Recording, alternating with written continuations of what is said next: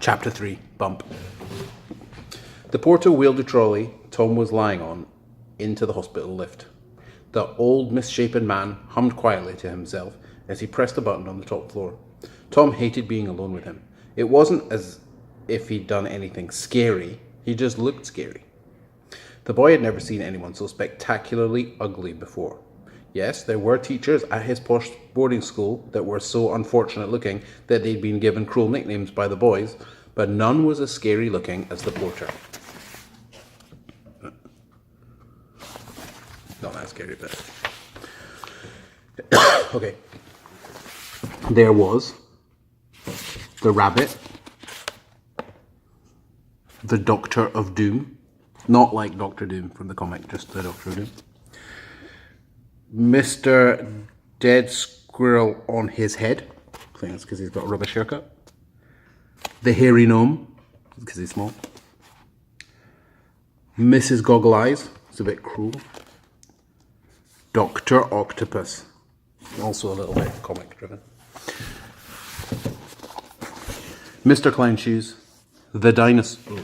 Mr. Clown Shoes, the dinosaur. Professor Combeover, and Mrs. Hooter, also a bit cool. Can't help it, she's got a big nose. Ping! The lift doors closed. Mr. Porter smiled at Tom, but the boy looked the other way. He couldn't bear to look at the man. He seemed even creepier when he smiled. Those rotten and misshapen teeth looked like they could crunch through your bones. Tom's eyes scanned the man's name badge. Unlike the nurse and the doctor he'd already met, the badge didn't have a name on it, just the man's job. Porter. As the lift trundled slowly upwards, Tom's world gradually began to take shape. Little by little, he began piecing together the events that had brought him there. It had been a blazing hot summer's day, and he'd been playing cricket on the school pitch.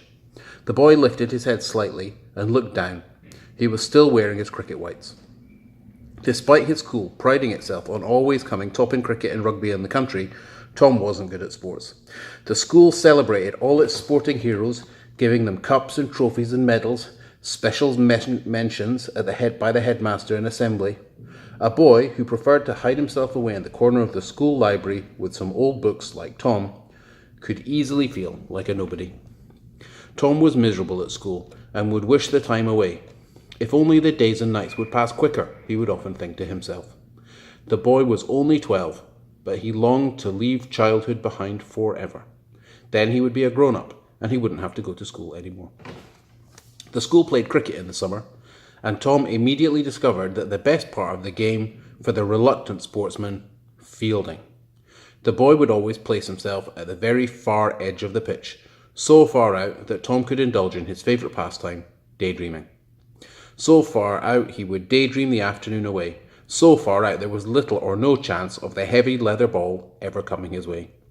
Well, that was Tom's thinking, and this time he was wrong. Very wrong. As the numbers on the floor flashed past in the lift, the last thing Tom remembered flashing through his mind, a heavy red leather ball flying straight through the air towards him at terrific speed. Thud! Then everything went dark. Ping! This is your stop, young sir. Top floor, home of the Lord Funt Hospital Children's Ward, slurred the porter.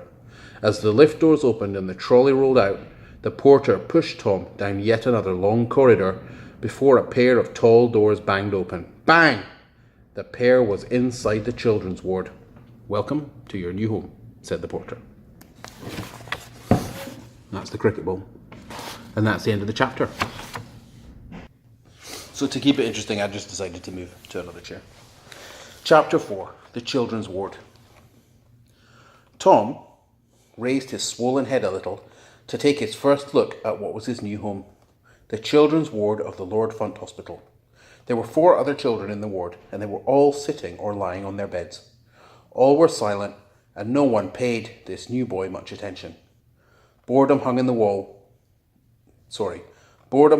still, stuffy air. It was more like an old people's home than a children's ward. In the nearest bed was a plump-looking boy in a pair of old, spotty pyjamas that were rather too small for him, and he was flicking through a dog-eared picture book of helicopters and sneakily munching on some chocolates he had hidden under the bedsheet.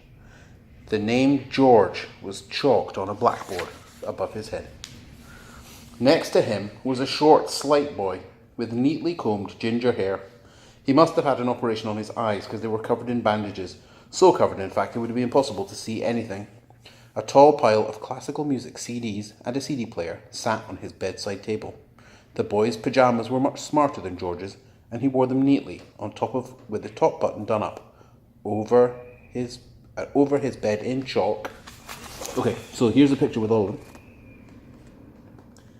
Do you think you can see which one we've just been talking about and what the name is? What does that name say? Robin. Was the name Robin. Across the ward from him was a girl with a bob of black hair and round glasses. Startlingly, she had both her arms in plaster. All 4 of her limbs were being held aloft by a complex series of pulleys and winches, and she looked like a puppet on strings. Her blackboard read amber. Then in the far corner of the ward, away from the other children, Tom noticed a sorrowful figure.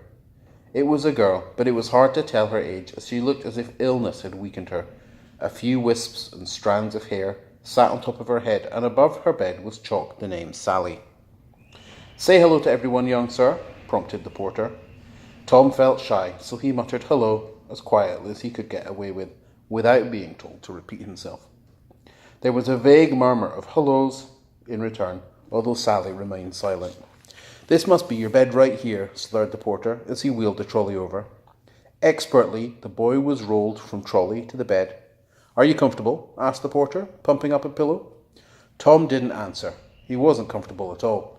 It was like lying on a concrete slab with a brick for a pillow.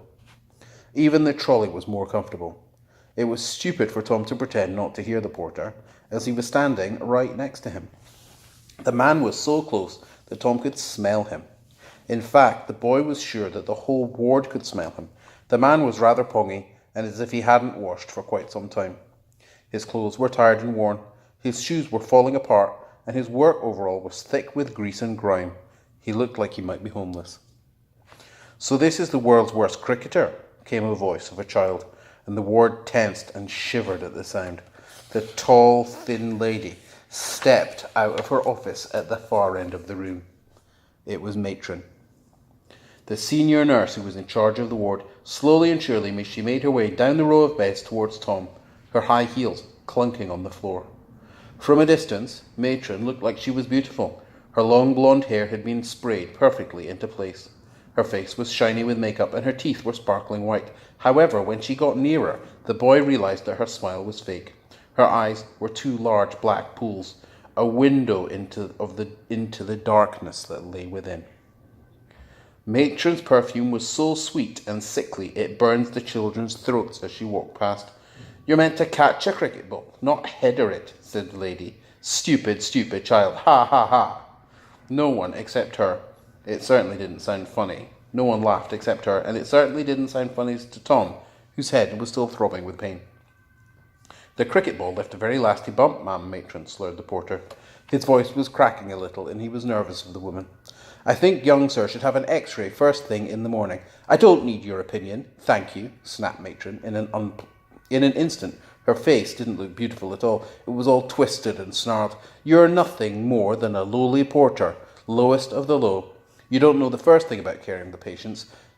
You don't know the first thing about caring for the patients, so in future, keep your mouth shut."